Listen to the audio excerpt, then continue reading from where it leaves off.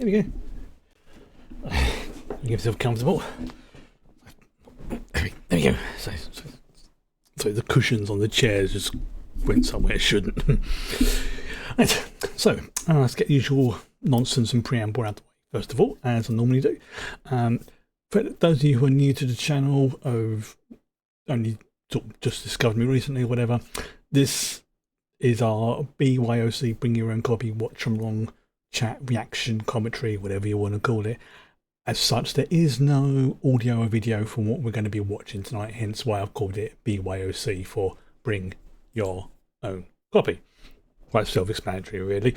It's the only way I can get around, I don't know, copyright stuff and things like that, because I don't really have the moth there. I don't have the time or the mental energy to do editing and things like that. I know some places do it, and you can always do it up to like Patreon and things like that, but that's, again, it's just a lot more faffing around. So this is the easiest way I found for everyone to basically. Sorry, go away, moth, go away, shoo. So it's like sitting right on top of the camera, so it's like it was just about to crawl over. Perfectly harmless, but could get in the way. Right, so what we also have as well is the synchronized timer, which is just down there, and basically, as you can see, it starts off, and that's so you know at what point in the episode we're at. I will obviously pause it, stop it, whatever, but essentially, if you need to use the bathroom, pause the stream, whatever, then you know exactly at what point, within a few seconds that we're at. There'll also be a 5-second leading. 5, 4, 3, 2, 1, go. And on go, I start the timer and I start playing on my system, so it should all sync up. Now, there's a few kids and stuff outside, so excuse me. So you may hear them; they're quite vocal, but it's Halloween, so it's like whatever. But anyway, tonight we are watching the last 2 episodes of the Expanse season 1. Now I've done it as 2, 3, 3, 2, so things sync up a little bit, because I'm not a great fan of starting the one season and then starting episode 1 of the next season in the same stream. Don't know why, it just kind of bothers me. It's like I don't know why. It's always been one of those sort of things, but it does basically mean that we are then it all lines up nicely. Plus, I've got a few other things I need to do tonight as well. Oh no, okay. I'll give you. Sorry, I'm scratching my back as it is. It gives me a little bit of time to, work. There's some interesting stuff with regards to Fallout. I also came this close today to starting the stream late, not because of anything bad, but because I was playing Uma Musume, and things have really started to click now. Like, I found some good little guides that work well for me. I've got some, good support cards built up, and that I can borrow as well, which really do make a difference. Plus, there's like the new what do you call it? The new career scenario, whatever you want to call it, starts next week as well. So I'm getting back into it to sort of relearn the game, and it's borderline. It is one of the sort of ones that's like, I was doing a Bakushima run and just went complete. Anyway, I'm getting distracted. I'm getting very, very distracted talking about Umumusube. Okay, so I said I'll be playing that game even when I'm not streaming it. Right. Last 2 episodes for tonight are one called Critical Mass for episode 9 and Leviathan Wakes. Now, if I remember correctly, and please, if I'm wrong, feel free to, politely correct me in like comments or chat or whatever. But I believe Leviathan Wakes is the name of the book that the first season is based on. It's not an exact match. It's not like, like the first couple of seasons like Game of Thrones. It never is quite a matchup, but there is definitely one of the books in the series of the Expanse called Leviathan Wakes, but I can't remember if it's like the first book or if it's the second book or if it's around that sort of thing. Now, between the episodes, we will be taking literally sort of like a minute or so break just to stretch the legs, to hydrate. Again, I'm back on the apple and blackcurrant juice tonight. Again, the cranberry juice I used to get, they've definitely changed either the branding or the berries that they're using it, because something just tastes just a little bit off. Not bad, just not the same as it was before. So I switched over to say apple and blackcurrant. Not too bad. It's the no added sugar version as well, so it's a smidgen healthier. Not necessarily healthy. Yeah, it sucks when that happens. I mean, this cranberry juice stuff. Off on a tangent, I know. But this cranberry juice stuff was like, I could drink this by the gallons, and it was great for my kidneys. But this is not too bad. It's got a nice little sweetness to it, but I'm missing that sort of almost dry. It's going to sound stupid, but if you've ever drunk cranberry juice, you know that sort of sensation when you've drunk. Your first is satiated, but it's like, why does my mouth feel slightly dry? Sort of thing. It's not. It's just like the alkaline stuff that's in it, or something like that. I can't remember. Either way, it's quite nice, and I can very much enjoy it. But oh well, I'll try again in a couple of months or so. Hopefully they've changed the. It may have just been a dodgy batch as well, because that's it. Sometimes it could just be, they've changed supplier. Sometimes there could be maybe it's like a tweak in their manufacturing process. But all those little things add up, and yeah, it's not a major one, but I noticed it, and it put me off a little bit. So, okay, so we're going to queue up with episode 9. Now, Oh, hang on. I have to do a refresh 1 second.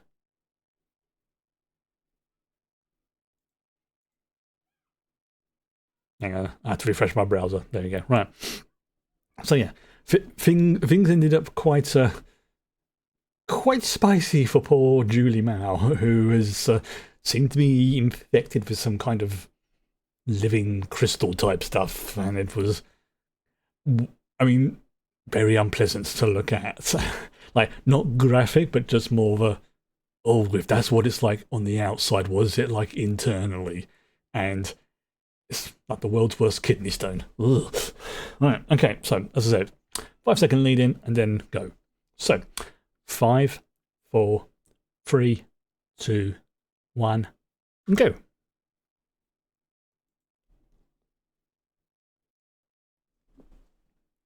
Yeah. Julie Mao.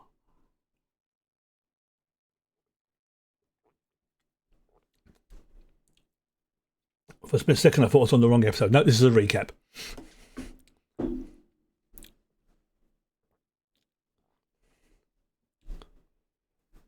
Eros. Yeah, something's being transported on that ship, all right.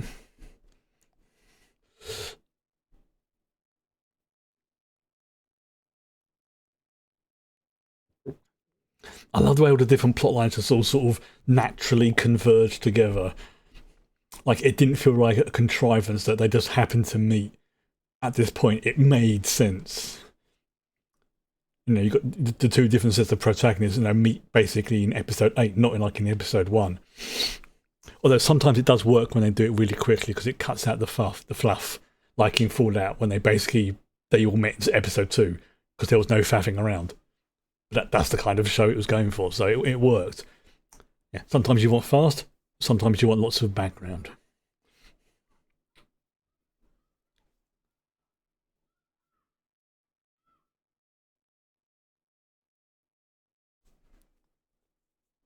Okay.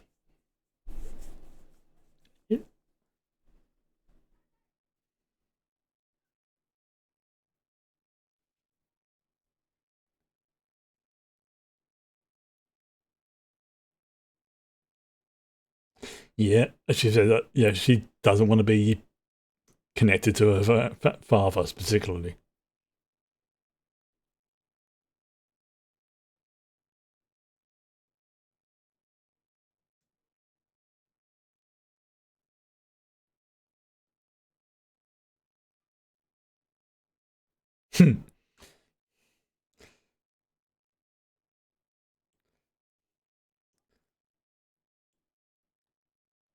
Yeah, imagine even without access to her father's funds,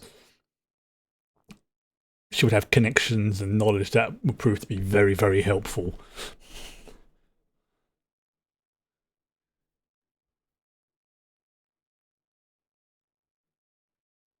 And once again, I'm reminded by how much I love how they handled the physics in this.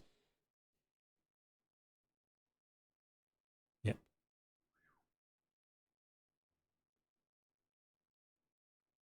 And once again, so many people on No Man's Sky make ships that look just like this, and it's like, hell yeah. Oh.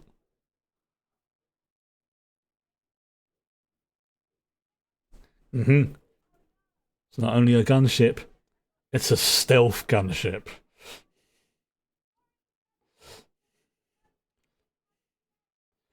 You basically can't see it until it's right on top of you, unless you happen to know its, shall we say, secrets.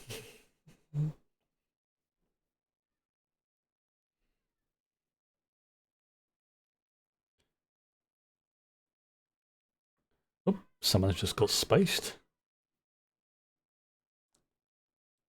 That is not how I would ever want to go.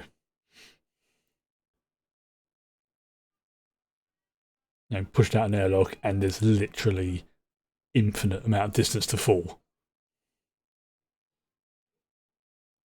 Oh, there you go. There's the blood that they showed.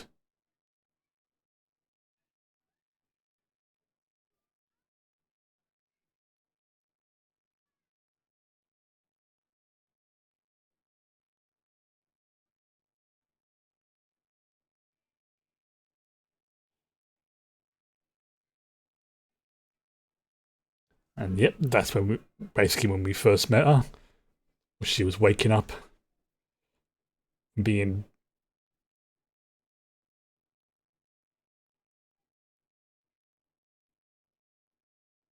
So someone is trying to start a war between Earth and Mars.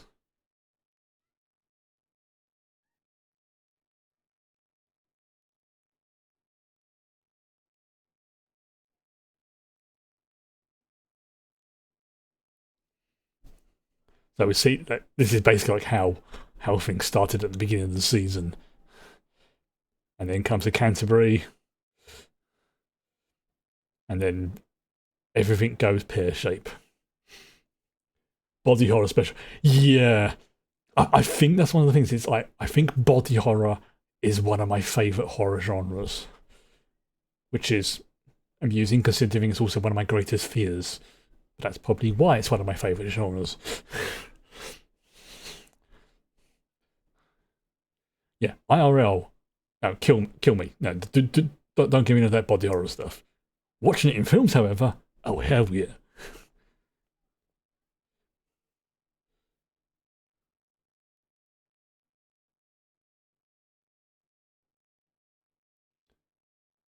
Yeah, that signal's not. You know, that signal's not getting through that metal.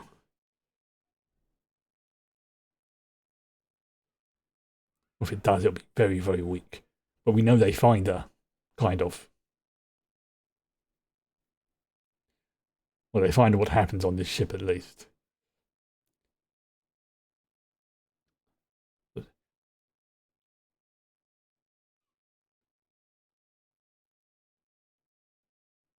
yeah, I do find that amusing. Like, literally, one of my greatest fears is body horror happening to me, of even just the basic, simple stuff. But I love when films have it. Like Alien and Aliens, The Thing, Event Horizon, Hellraiser. Oh, there goes the Canterbury.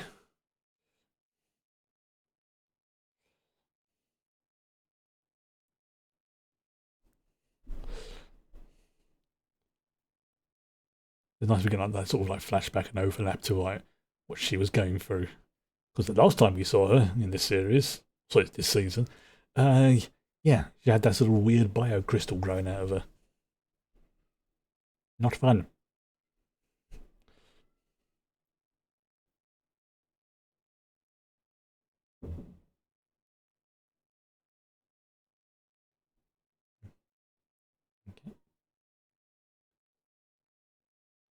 So it's obvious she becomes infected, but the question then becomes, how does she become infected?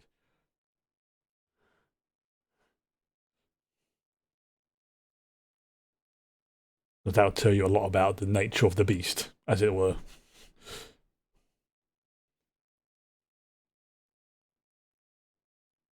Think about it, right, from her point of view. She gets borderline kidnapped, knocked out.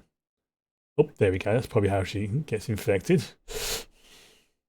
Yeah, if you're ever in space and you see something weird and glowing, don't touch it. Don't touch it.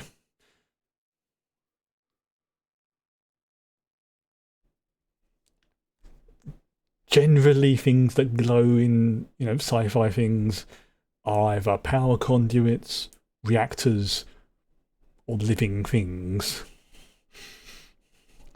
You don't want to be messing around with all of them. None of them whatsoever.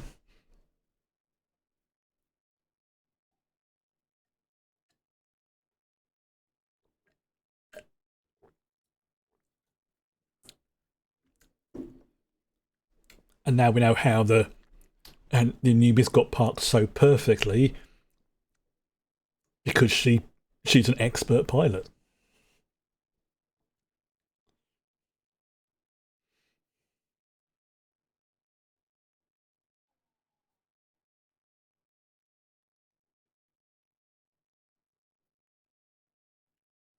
Yep. There's the little site. There's the little shuttle ship. The one that ended up on Ceres, I think it was, or Eos. Oh, Eros. Sorry. There you go.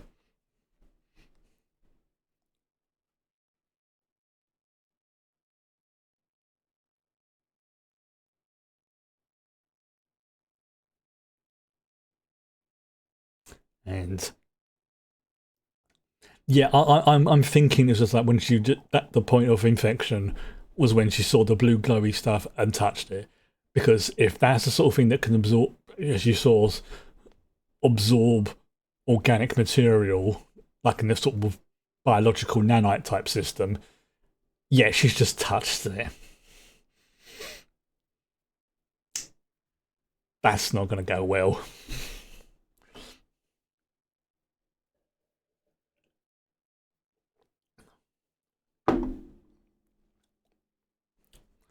Although, like I said, this show is definitely giving me a few ideas for my Star Trek Adventures campaign. But I could be very careful because I know a few of my players have watched this as well. So if they tell me like, hey, Chris, you've been watching the Expanse again, haven't you? Yes. Or at least make it more Star Trekky, at the very least. Which won't be hard.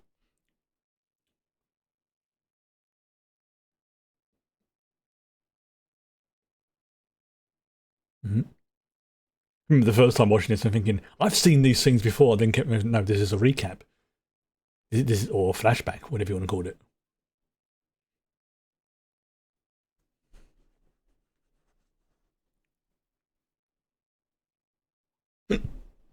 Excuse me.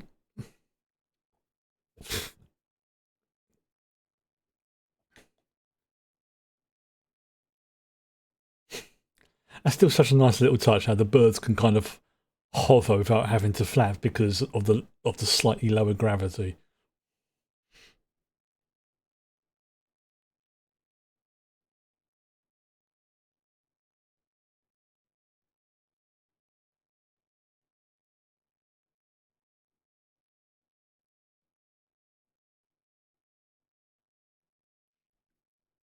And then he heads off to Eros, meets the Mormon chap on fright. Yep, she yep. Because we never saw it attack her or anything. The only time she's come into contact with any of it is that very small touch of the goop in the hallway.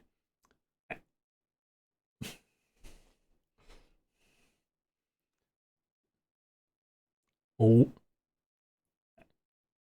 human skin is okay as a protective layer to a point.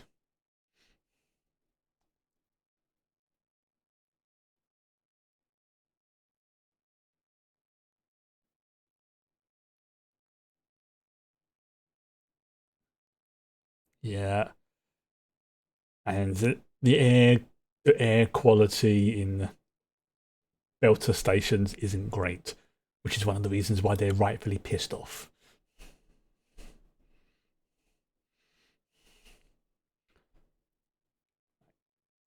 Like lower quality air scrubbers, basically. Yep. Ooh.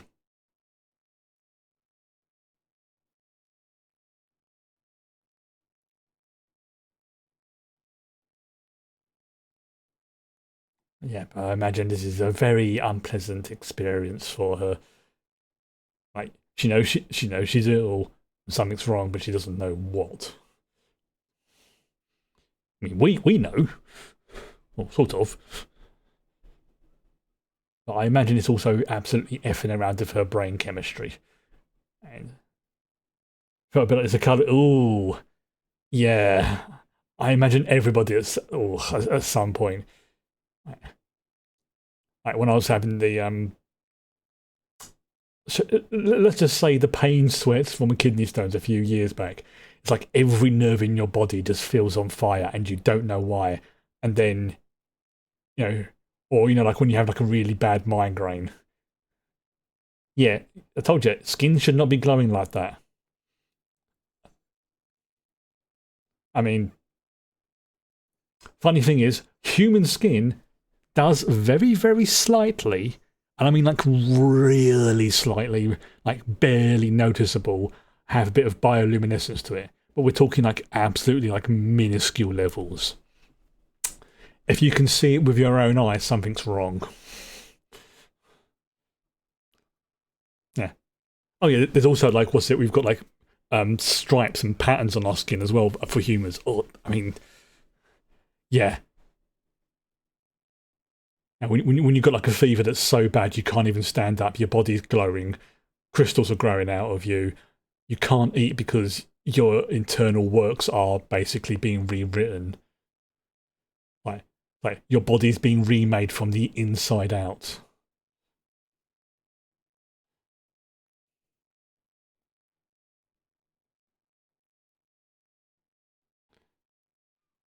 And that's another, mentally regressing a little bit to take her mind off of it.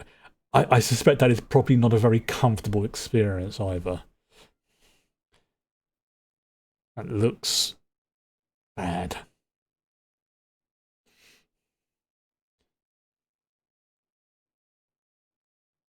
And now she's hallucinating.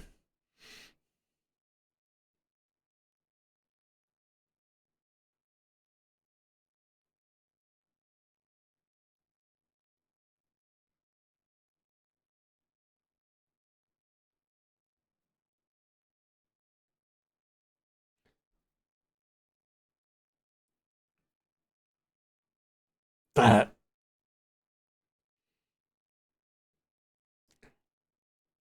I mean, that was tastefully done, I'll admit, but yeah. I mean, look at this. There's literally spikes of the stuff growing out of her. And I would not be at all surprised if she's still alive. It makes it even worse.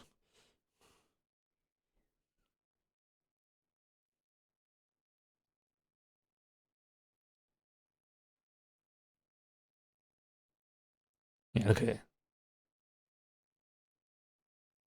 Sort of like a crystal. Yeah, don't touch her. Don't touch. No, yeah, yeah, yeah. Do not touch her. I mean, she just briefly touched some of the goop, and look what it did to her.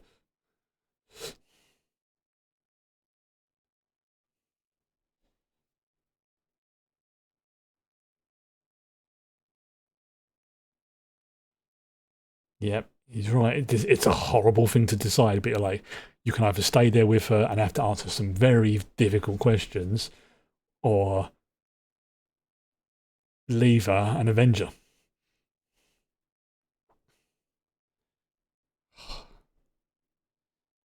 Really is effed up. It's like if you've ever played bit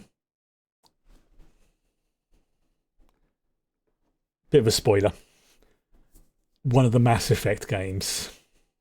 I think it's number 3.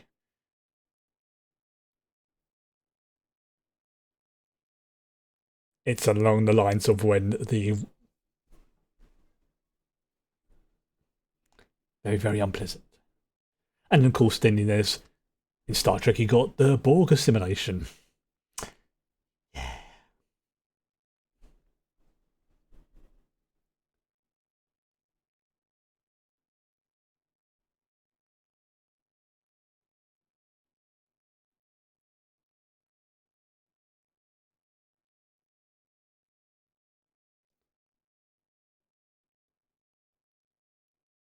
Yeah, that'll be a room that you just want to get the hit.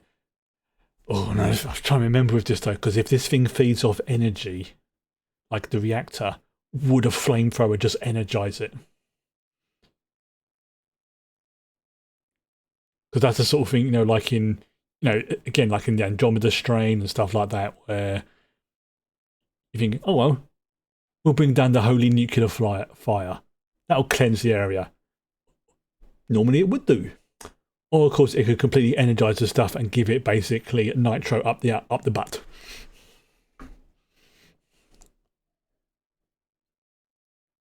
Mm-hmm.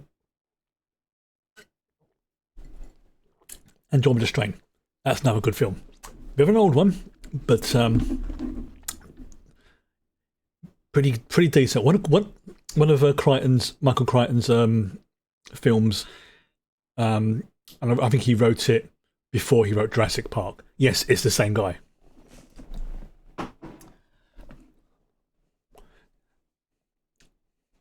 The general rule is the books that get converted into the films are his better ones. Depend upon personal preferences.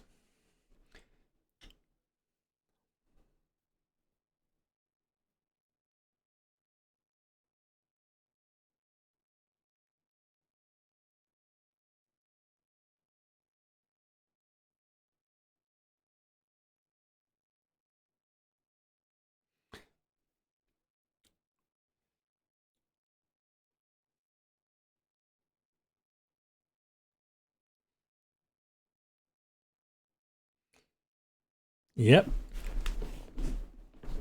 And I like the fact that when we first the two sets of protagonists meet, they don't immediately say like buddy buddies. It's like a work of convenience. But basically, it's like new character introduced to the group.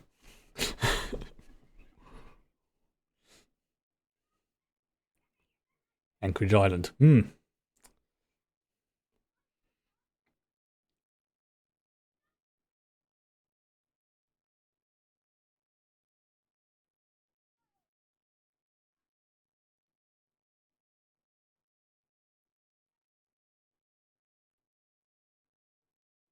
Oh yeah, that's what's his name's husband, isn't it? Yeah.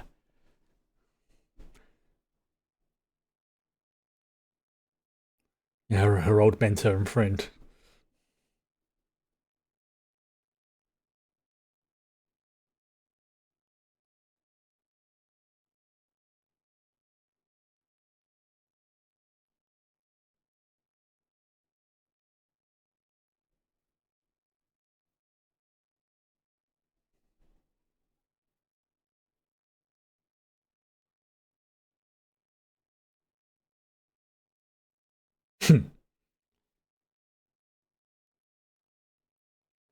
Oh. Oh. I mean, yeah, that's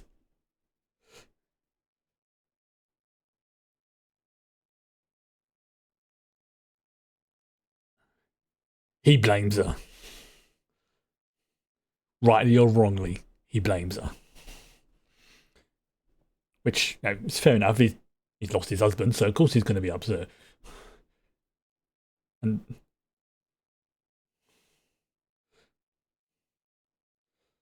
damn, that was cold. But now that's a telescope.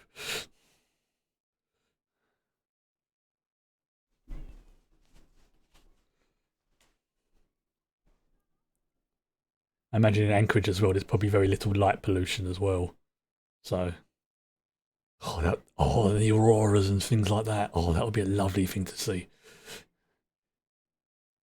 I saw some images of the aurora that Iceland were getting, and it's just like there are times I hate living in London.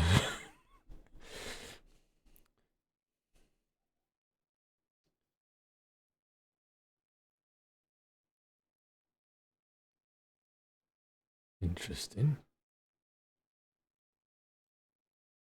Now, why is she taking those? Hmm, curious.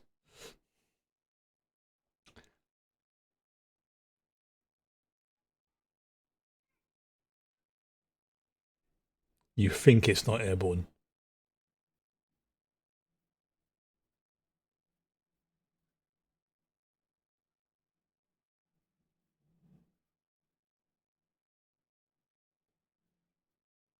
That's looking more and more like a chrysalis.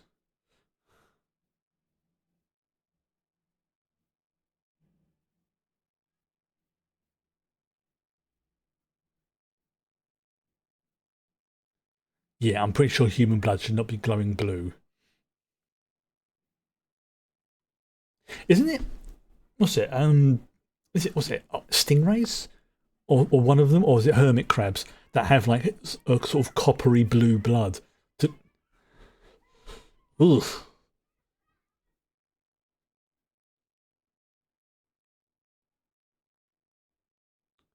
survivor. She managed to do it because she's an excellent pilot. Racing level. Professional race level, I mean. And there it is. There's the name.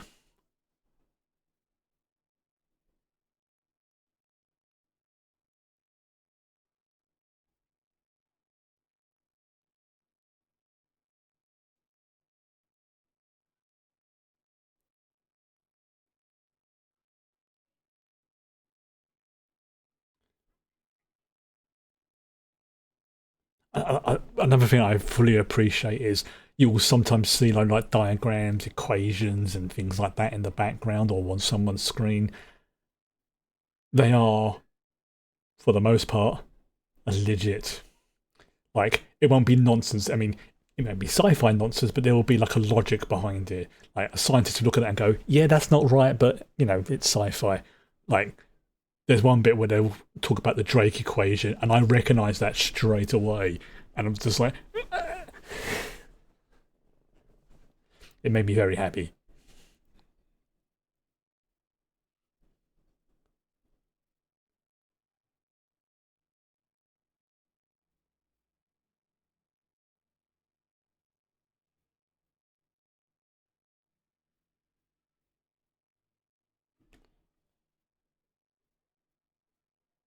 Quake,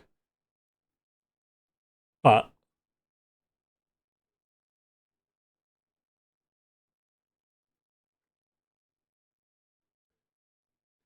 yeah,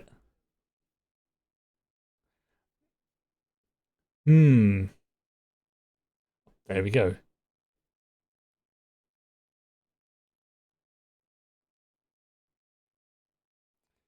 Oh look, an infection, a ship just happens to handily blow up.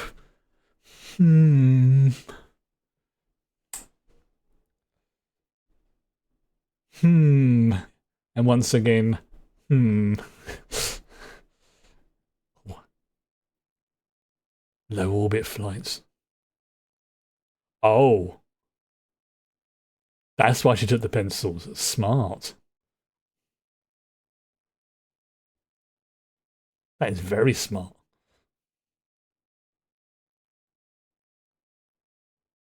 Boom. Because yeah, you would not think about using they're pencils. That is freaking genius. Obviously, she knows the game. Advanced fusion drive gunship prototype. Uh,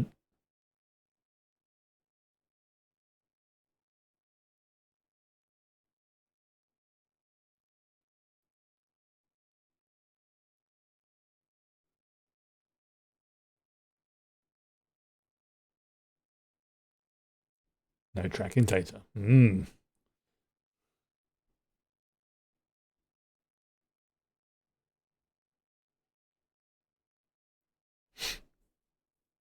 Yeah.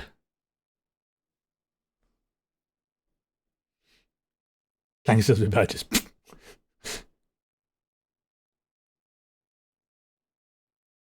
So yes, you have the ex-cop who knows the system sort of thing. We have the ragtag crew, stolen Martian gunship. Yeah, this isn't a TTRPG campaign for sure.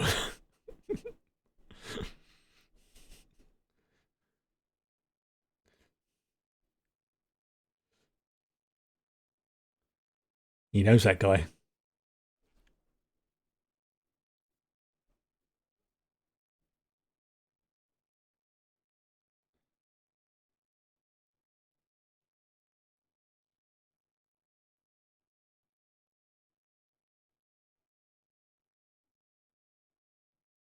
Yeah, don't split the party.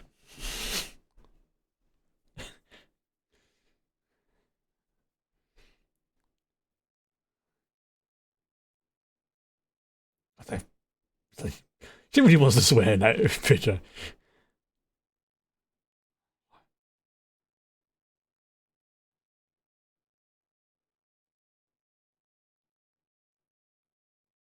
Yeah.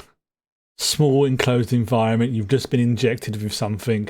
There's something very, very sus going on with a diseased individual on board. Even if I hadn't seen the show, I could see this coming a mile off. Like, sometimes tropes are tropes for a reason. Like, cliches and tropes in themselves aren't bad. It's how you handle them. That's the important thing.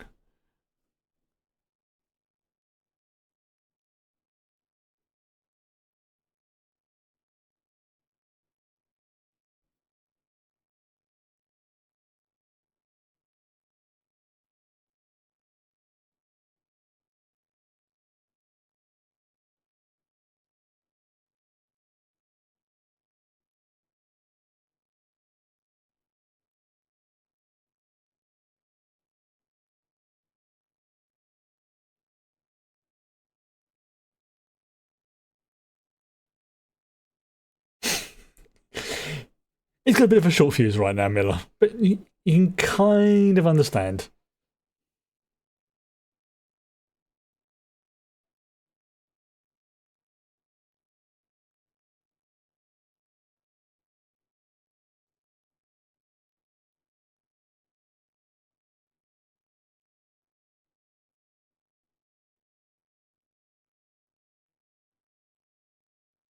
Yeah, Miller's got nothing to lose right now, so he doesn't give a fudge.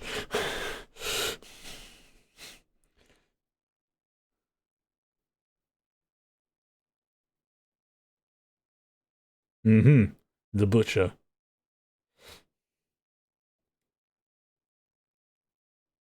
guy who led an assault against a station of miners, families, children, many of them ill, and you led the charge.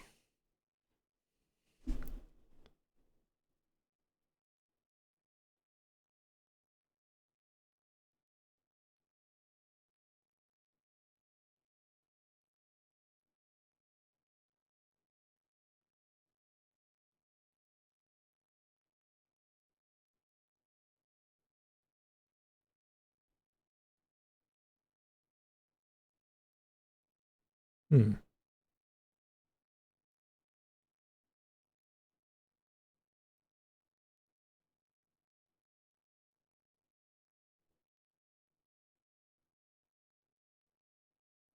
Okay, that's a smart move.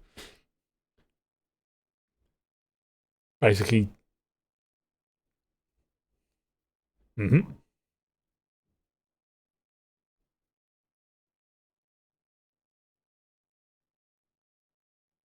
Why is he smirking? I never trust people like that who smirk like that.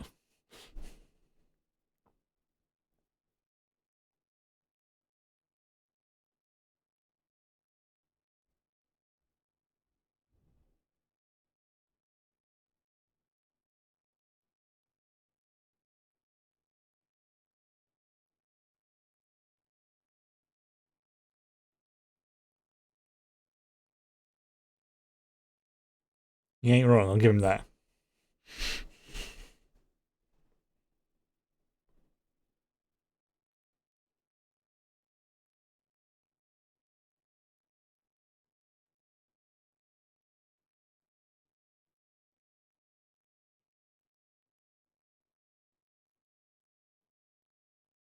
Even just going to Mars changes people very slightly over a couple of generations.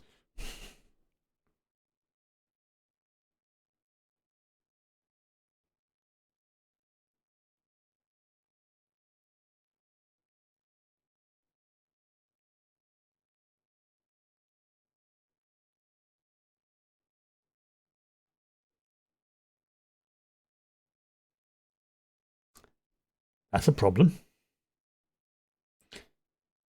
Not necessarily by EarthGov, but definitely by someone on Earth.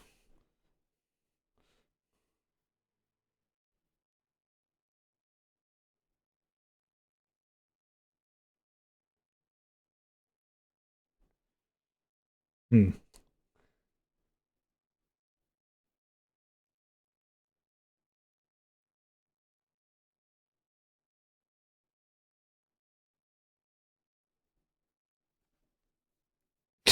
It's like,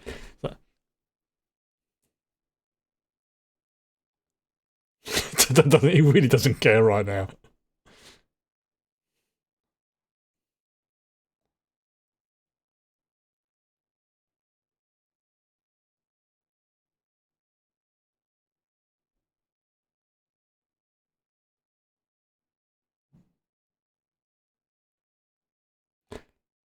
Hmm.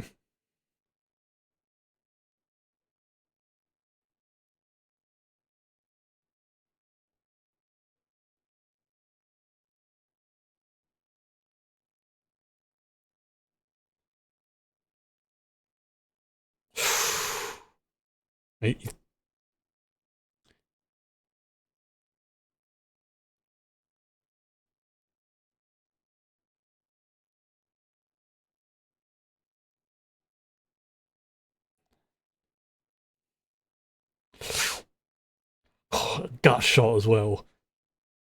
That's. Mm. I mean, getting shot itself is apparently very bad, but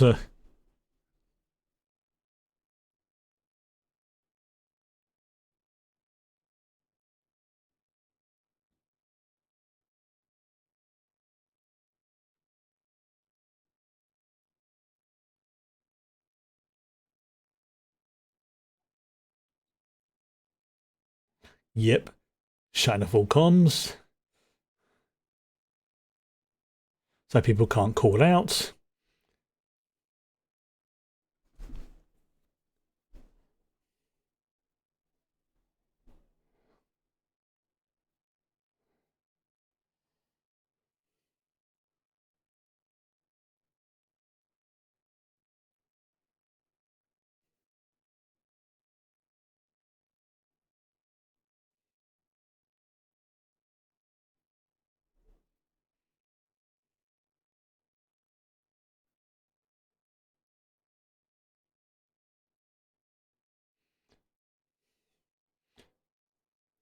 And then it kicks off. Oh, is that individual again? The covert spy fellow.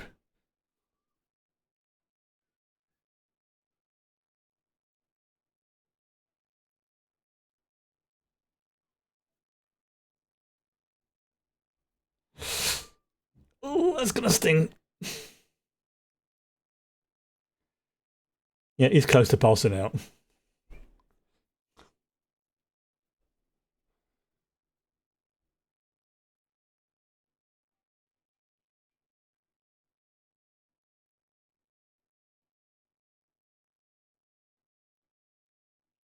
Yeah, they were all the ones who got the inoculation.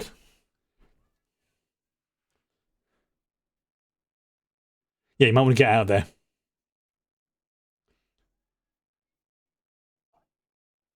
Yeah. Yep. That's about to purge.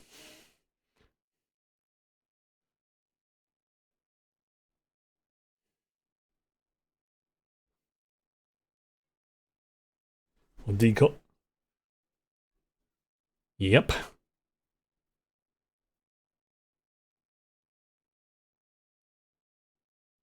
Bad. Yeah. They basically set off the trap and they were basically inside a microwave level of radiation bad. That's the thing about radiation. You can't see it. You can't hear it. You can't smell it. You can't feel it. Mostly. Until you do. And by the time you do, you're in trouble. Yes. One of the reasons why the Chernobyl series scares the living GBs out of me. Right, okay, so that's the end of episode, whatever it is, episode 9. So, yeah, I'm going to take a probably a couple of minutes break maximum, and then we're going to go on to episode 10, Leviathan Wake. So, literally, just a quick bio break, and I'll be back in a couple of minutes. So, get yourself some drinks, hydrated, snacks, whatever it is you want to do, and we'll be back shortly.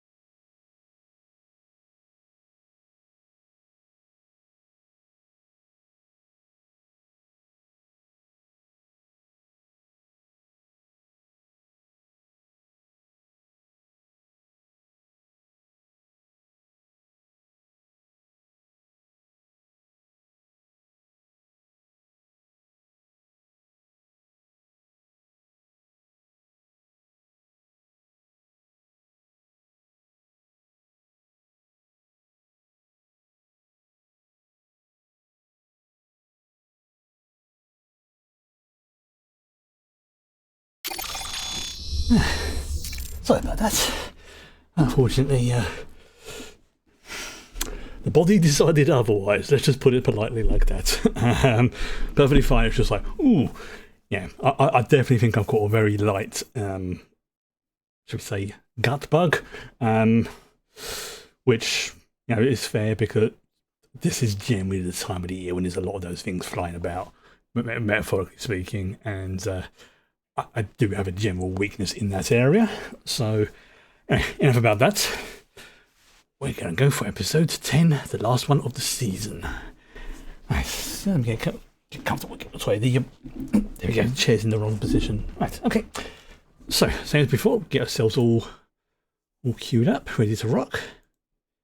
Right, there you go. And we'll do that one, and so cables, don't want to disconnect in the middle of the stream. Okay, so okay. 5, 4, 3, 2, 1, and go. Ooh. Flashing images, violence and foul language.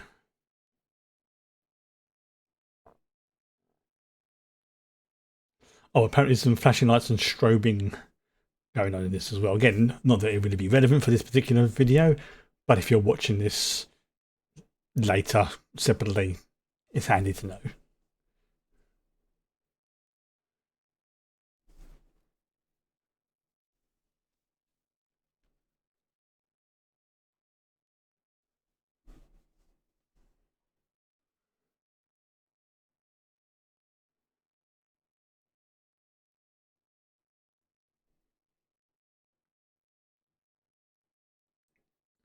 Yeah, this is a get the flip off of Eros.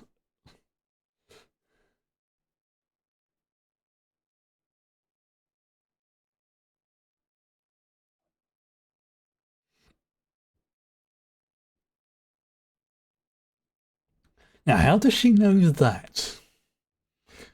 Although, to be fair, she hasn't hid that she has connections to the OPA.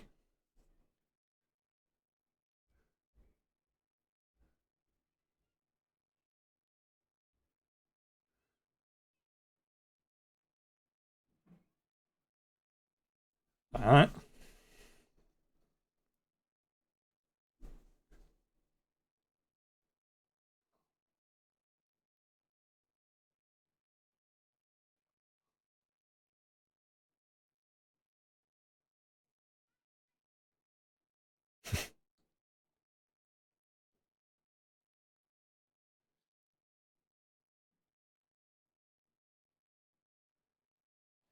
Yep. It's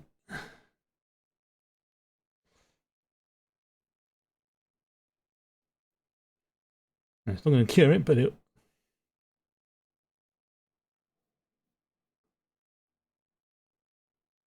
Yeah. Like I say, it's basically they got microwaved.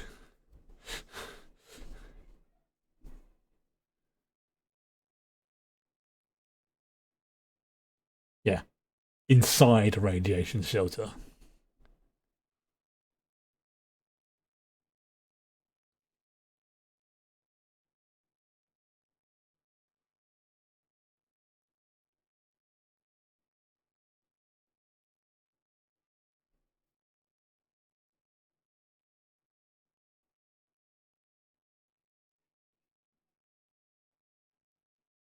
Yes, he did.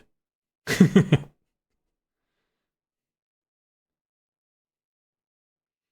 mean, thinking of his crew.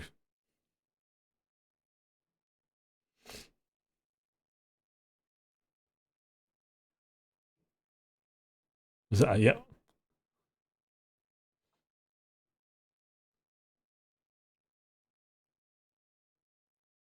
So I imagine they're trying to extract as much of that proto matter stuff as possible.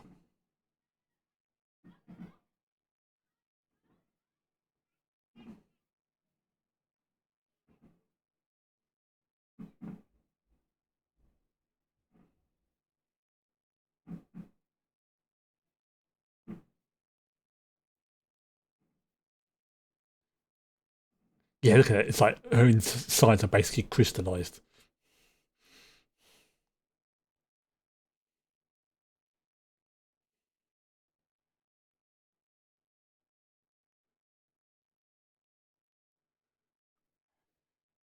So yeah, all those sort of symbols and stuff on there. Obviously, I imagine there's probably like some biologist sitting there going, "What?"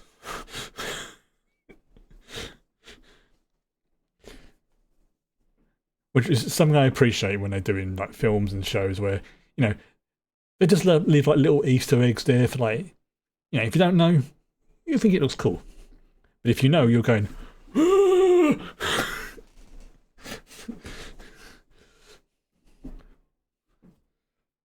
yeah, good old Mars."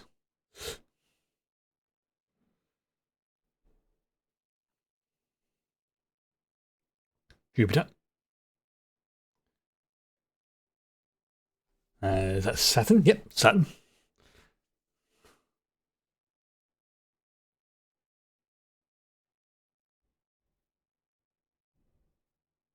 Just trying to remember, like, I think was it that the asteroid belt is like if you manage to get it all together and scrunch it up, I think it's roughly equivalent to somewhere between Earth and Mars. Maybe I have to remember it's if you could glue them together, you could build a planet. Is what I'm saying. If yeah,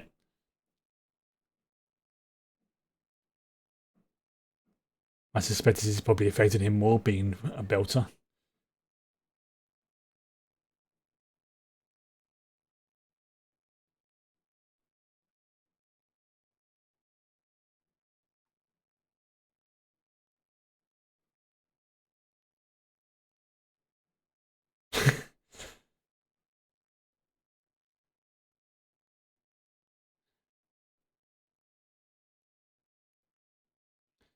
But point the end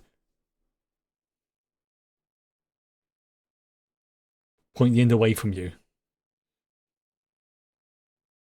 It reminds me of that pachinko parlor in the Cyberpunk with Wakako.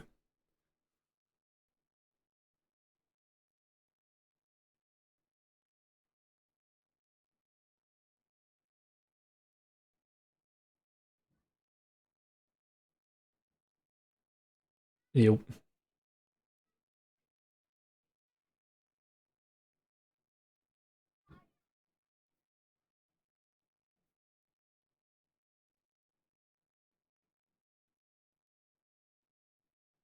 probably would.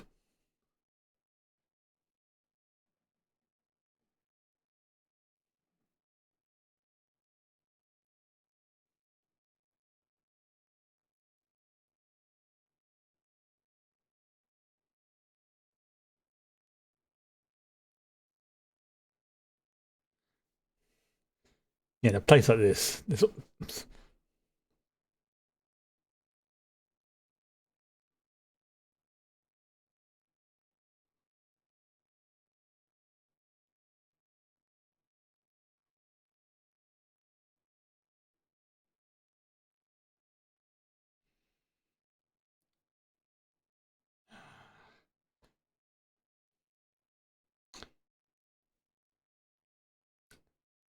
you ain't wrong. I'm trying to think how to phrase that.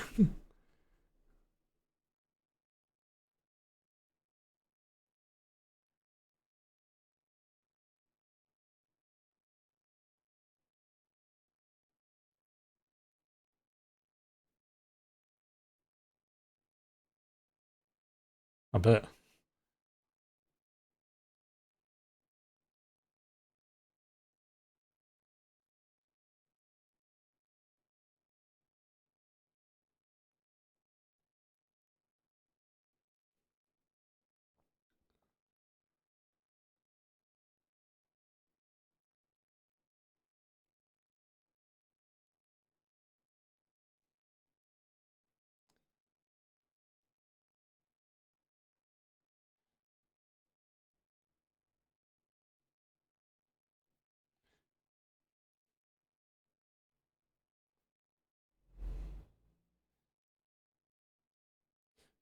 I do like the detail they put in, like about the scar on the chin, how she could have easily afforded to have it, cosmetically removed, but chose not to, just to sort of metaphorically give the finger to her father, sort of thing.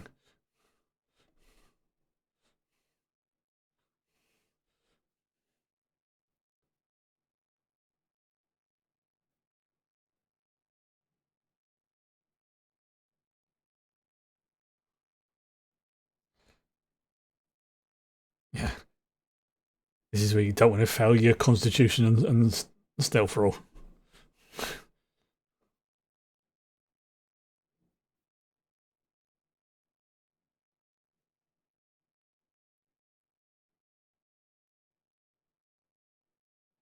Oh,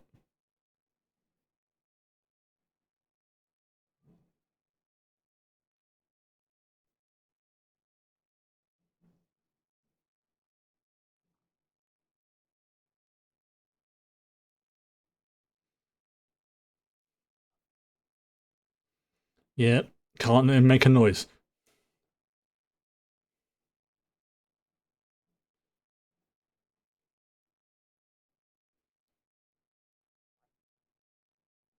Oh, that's not fun.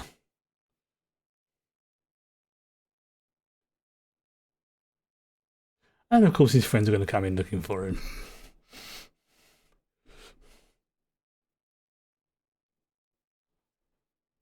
Oh,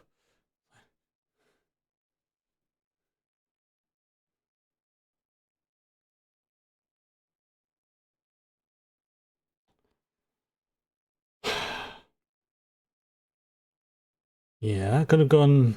That could have gone better. Could have gone smoother. So,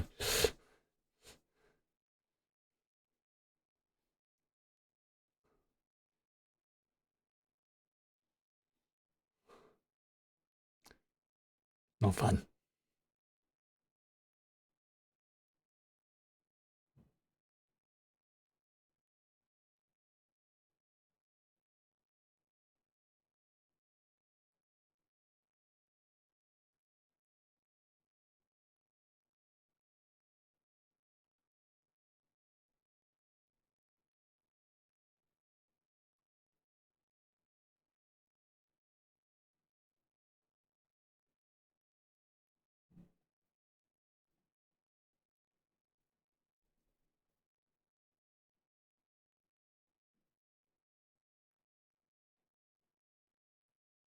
Hmm. Did he now, or did he just make the report? She's like immediately like, this is sus.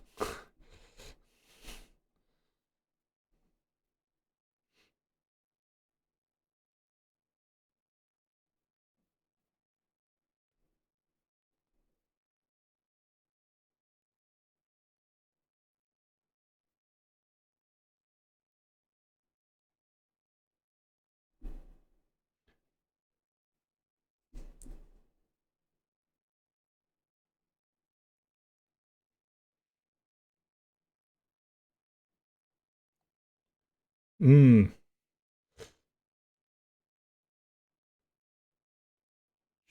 Mao. It's like, hmm. So many dangerous people in such a very small area.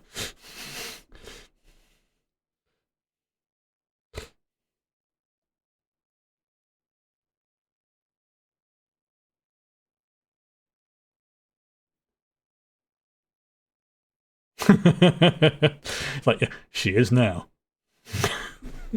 Congratulations. You've just become a father.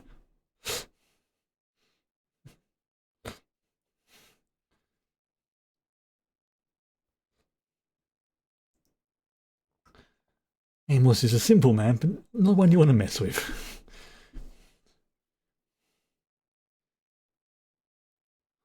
And by simple, I don't mean stupid. I mean simple as in uncomplicated. It's like, if he says he's going to hurt you, he will hurt you. If he says he's going to protect you, he will protect you.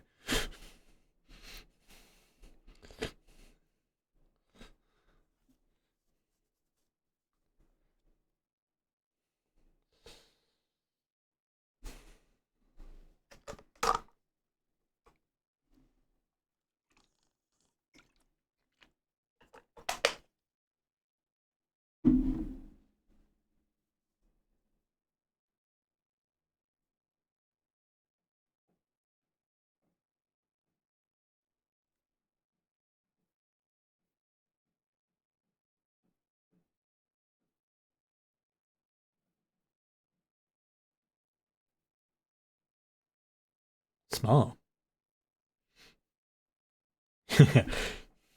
Yep. There is some. Again, knowing that this comes from a, or at least the original stuff comes from an RPG session, I can just see the hallmarks.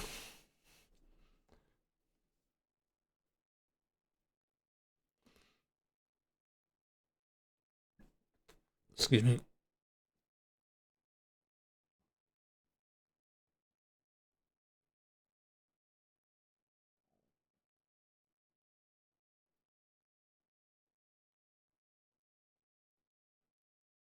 No, it's not. Yeah, he's definitely not doing too well, is he?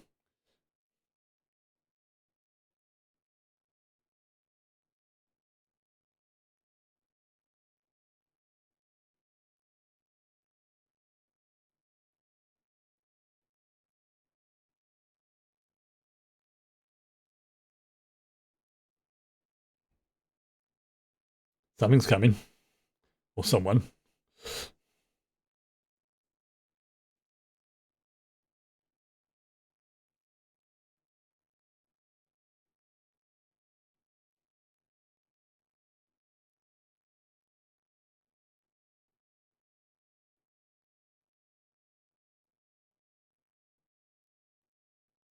Mind the gap. Oh yeah, and they've all got the proto molecule infection.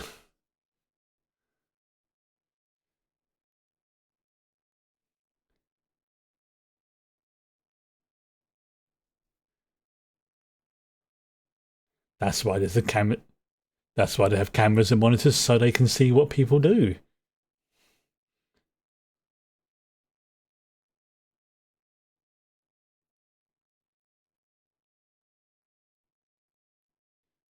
And he's ready.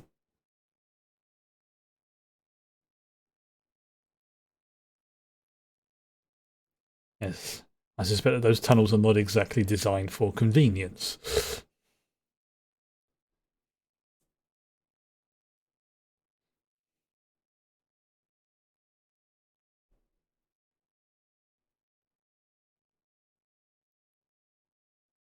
Well, it's obviously. Oh, that is so. Seriously, that is messed up.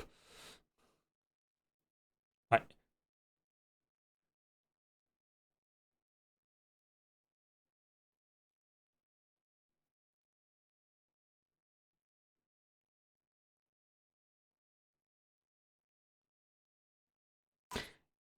yeah, they're basically feeding the molecule energy.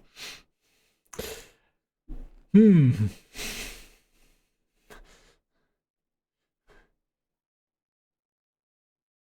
Naomi, what did I say about touching with?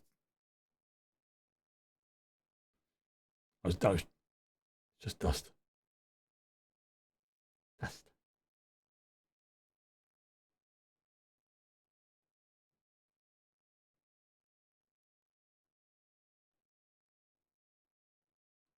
Yeah,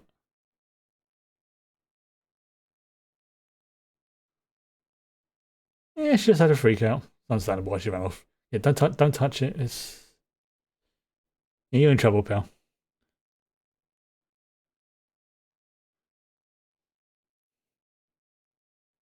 Okay. Random NPC number 37.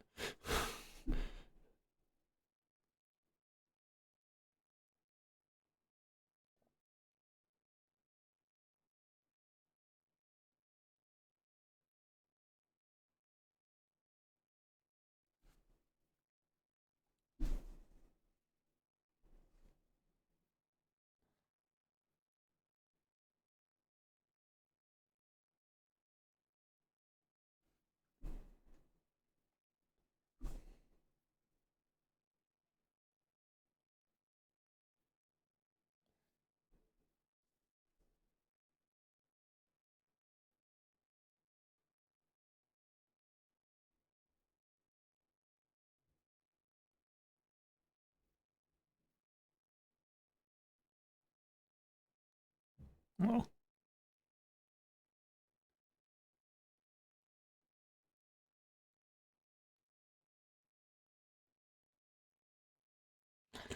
Now, I'm not somebody who gets claustrophobic, but those tunnels are oppressive.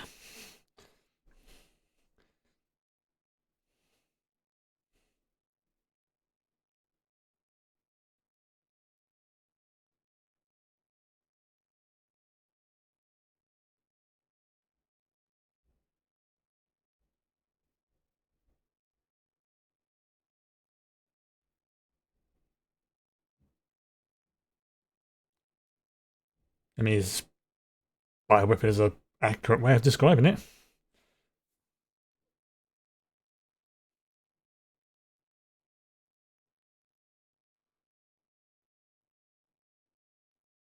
The proverbial knock two guards out and grab their stuff. It's such a cliche. It's unfortunately fatal.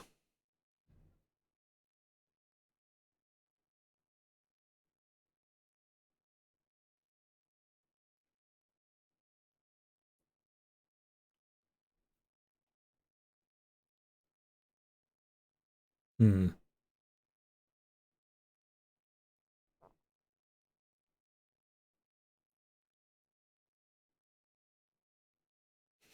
I'm sorry, I can't. It's like, yeah, we're not the guards out. Grab this stuff, and then we'll sneak over to the docks.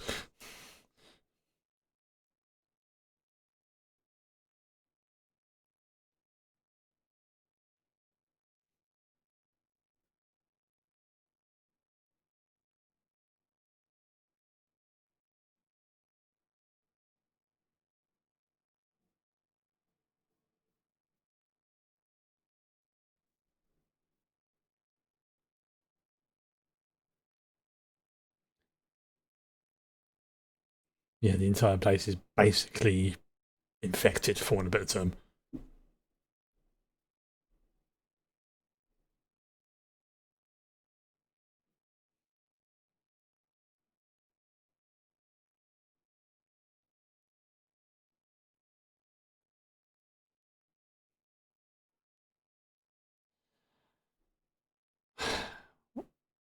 Well, she gave him the opportunity. I mean, obviously, they have further information, but still, you know, can't really force them to be taken.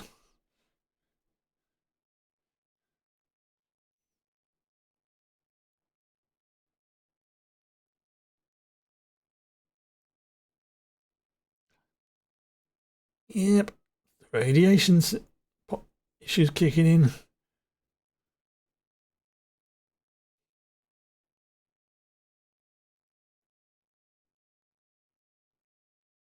Mm-hmm. Yes, you're sorry.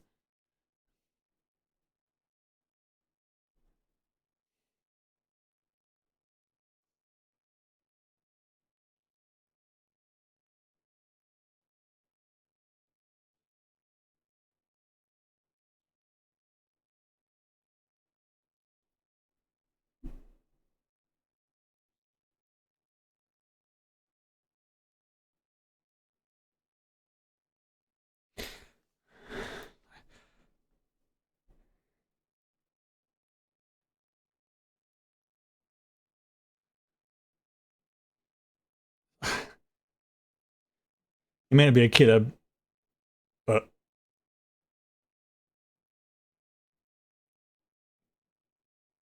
come on,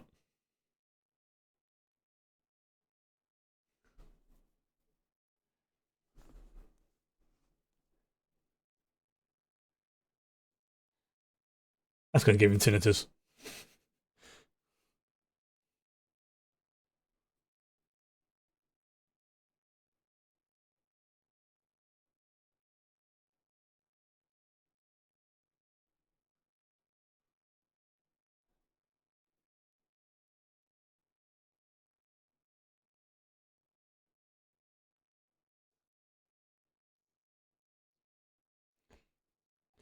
Yeah, you kind of pissed him off, and he's at that point where it's like, yeah, he saw through your lies. Even it's like, damn. Yeah, what was that whole thing about? What was that quote from Doctor Who about demons run? Demons run when a good man goes to war or something like that. The whole point is like you can only push good people so far before they snap, and when they do, that's when you're in trouble.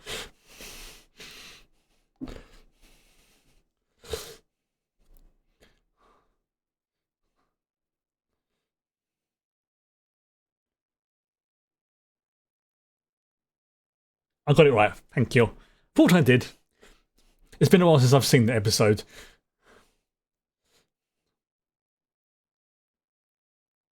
Yeah. Yep. Somebody passed the perception check.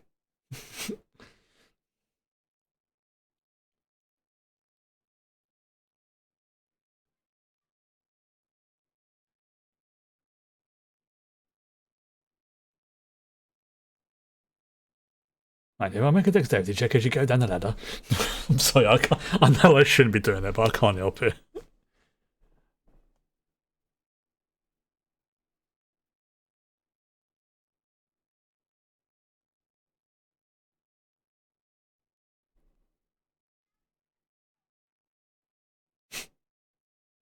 Smooth. Smooth, dude. Smooth.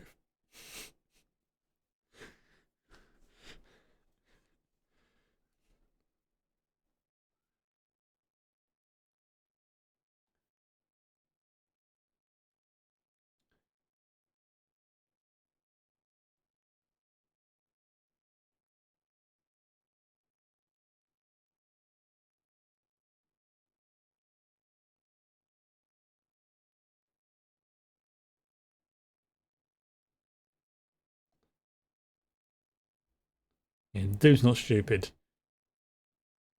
I imagine being married to her for however many years, she wouldn't put up with stupidity.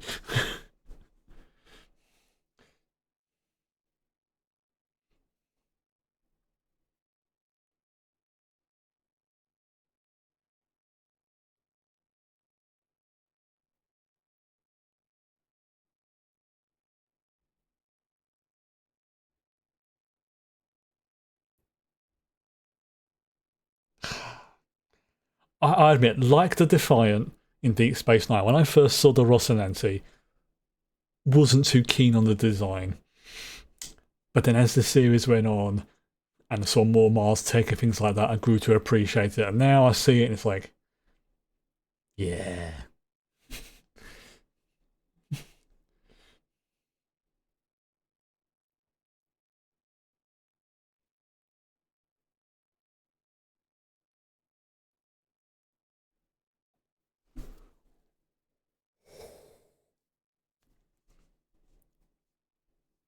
He didn't do anything.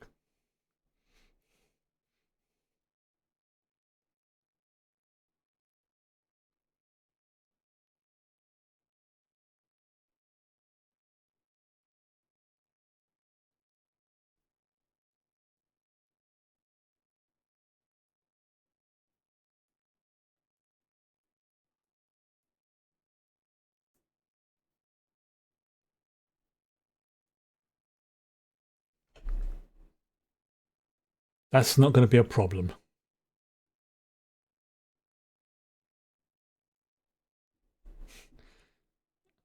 I mean, you've been irradiated, so a slight skin rash and anxiety is not going to be an issue.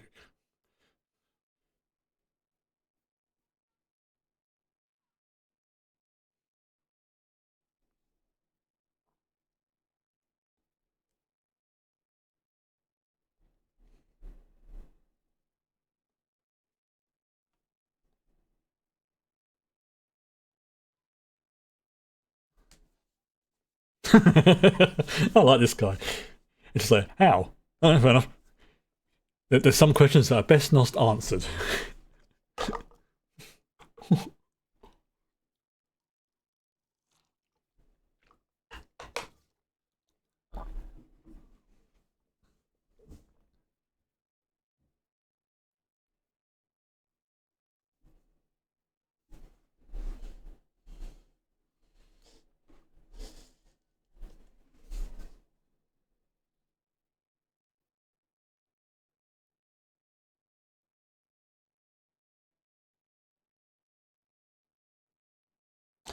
That's the worst thing you could have done, mate.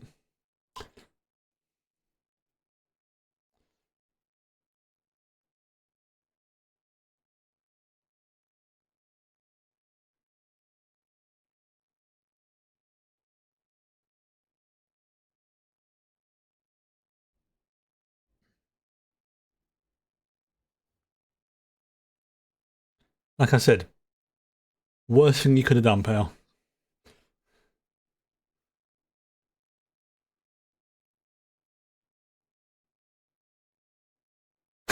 Like I say, he is a simple man. Someone pulled a gun on the person he basically treats like a sister. He goes and gets another gun. The problem goes away. Unfortunately, Naomi is now traumatized.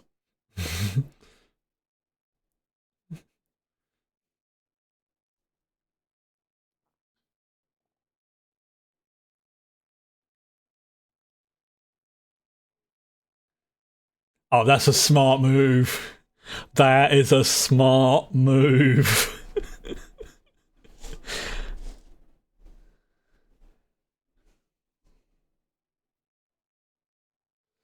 Of course, because he can speak the language with the right accent. Seriously, that is a friggin' smart move. Like, yeah, you can't fight your way through the army. Let the army fight each other. Operation Meat Shield.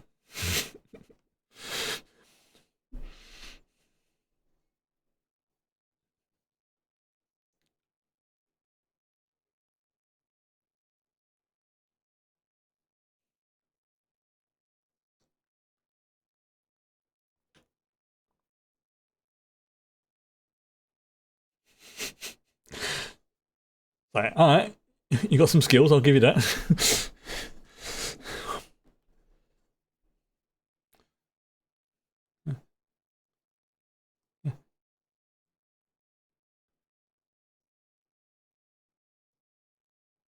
Like, you got this, you got this. Like, they're helping each other.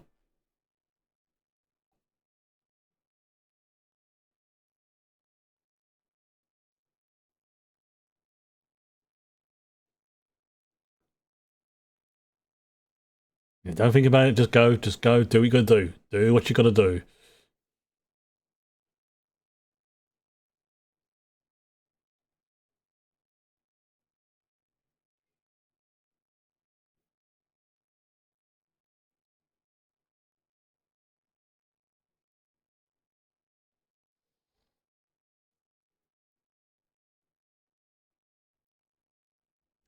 Yeah, yep, that was the guy who he had to, who he could have dealt with earlier. You know, the one who, what's his name, Dawes. I think it was tried to bribe him with, saying, look, he's here. What you gotta do? You know, take this.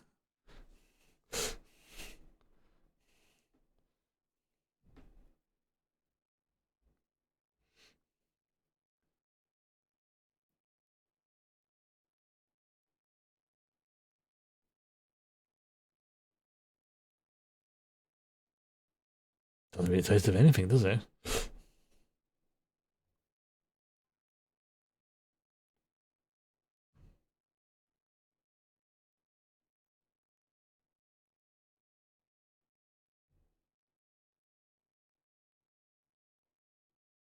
Damn.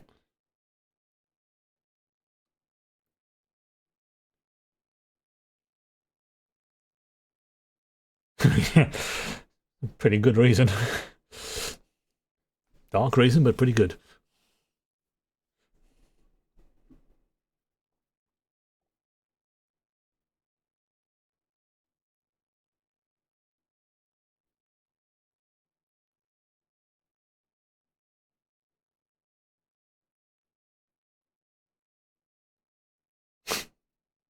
That's like dignified, but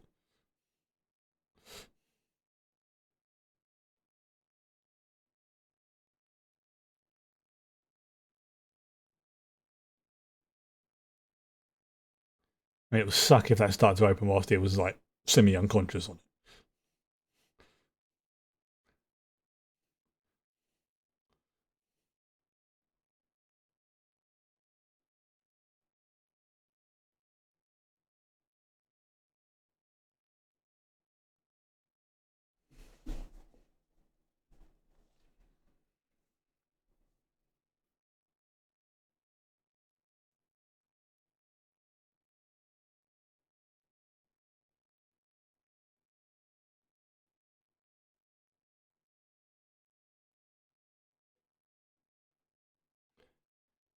Like,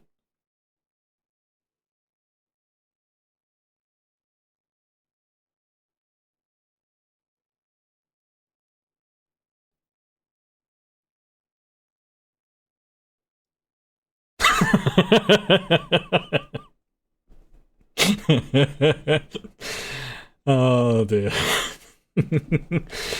That's a real sort of blokey thing to do to your mates. It's like, one time they say, you look like look, it's just carrying both of them, not even breaking a sweat.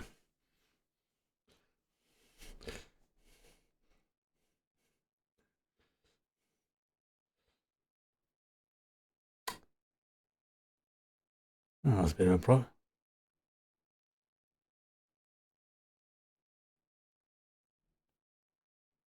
Oh, it's the auto dock. Not perfect, but it works.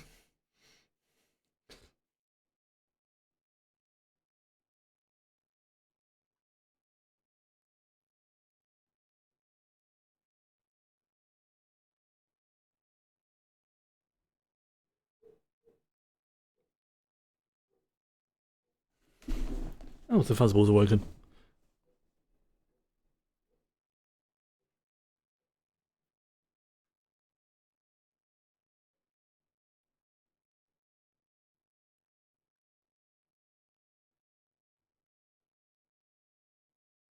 And then the meds kick in. Ah.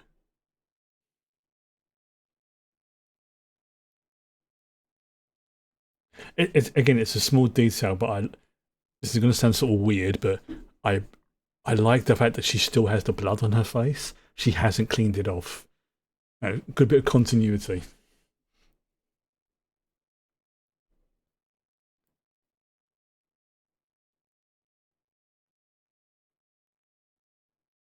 Yeah,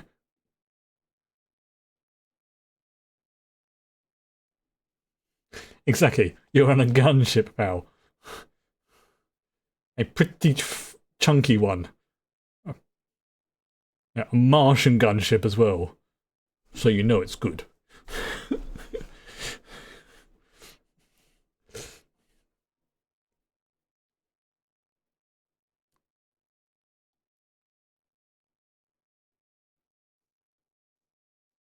Yep. Jettison cargo.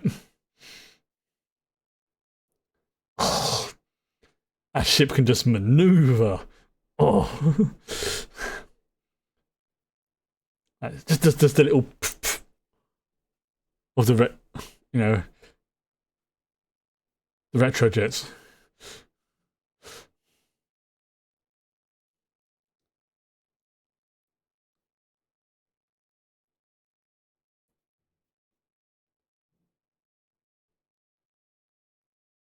Oh, yeah. There you go. There's another ship there. The second one.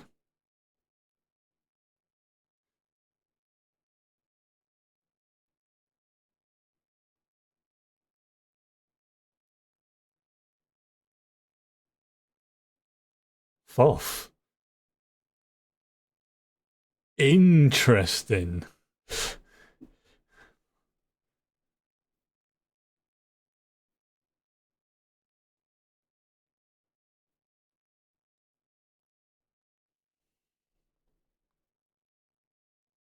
No contagion, but you're a bit irradiated.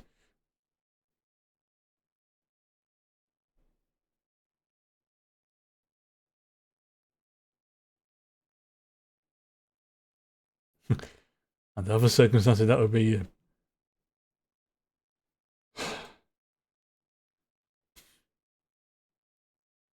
Can't save everybody. You just save the ones you can. Yeah. He is out of his skull on like painkillers and medication right now.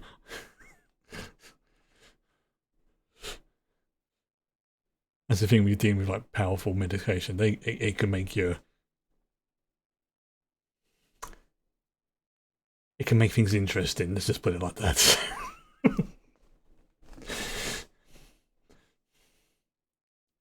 There's a reason why. Yep. What did I say earlier about going near glowing stuff, especially if it's glowing blue?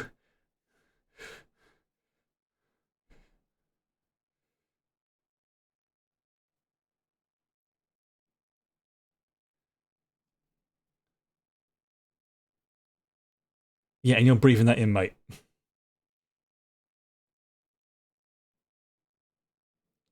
Oh, that's terrifying.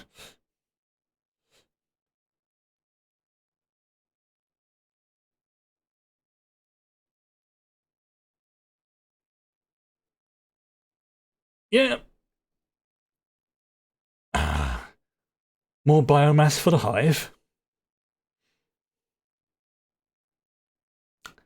Yeah. Okay. Well, I've just seen a preview clip image coming up of the next season on my screen, and it has one of my favorite characters in it. The third one we haven't met yet. We'll be meeting them in episode 1, but that'll be. Yeah. See, that's the thing. If it had been a little bit more, how can I put it? Just start that from my. If it had been less of an asshole towards Holden and things like that, I think Holden would be like, okay, look, you're a corporate spy, you helped us out, but you ran out of the sort of thing. If you'd have hid, maybe you're a little bit cowardly, but we can understand it. But you led us to a certain location, you ran off, and you kept being like you've had multiple opportunities, and you took everyone to F us up. Why am I going to trust you now? It's like, again, there's a phrase that I love, and I want to make sure I get it right. But I've also got to make sure it is safe for Twitch and YouTube. The dildo of consequences rarely arrives lubed. They have to be very careful with that, because there's another version of that saying which is a little bit more risque. But yes, it is very, very, very, very satisfying when. I wish I could claim credit for it. That was not one of mine. I saw it many, many years ago, and it's like, I like that saying. I'm going to store that in my long-term memory. So, like I said, there is a tiny, tiny chance that there may be a stream on Monday. I say tiny because Mondays are always very, very busy days for me with like releases,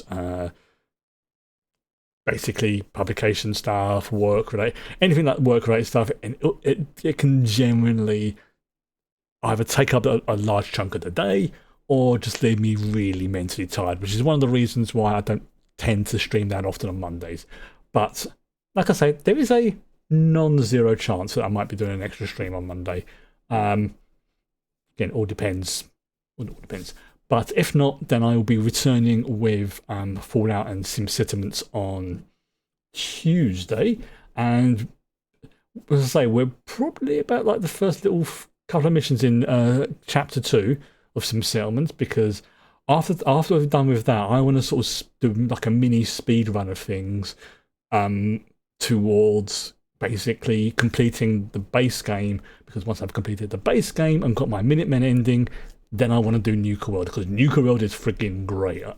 And I can't say too much, but out of all of the DLC I've played, I really like Nuka World because of what it alludes to and what is a complete nod towards. Right, so with that, I'll say goodnight and have a good weekend, everyone. Bye-bye.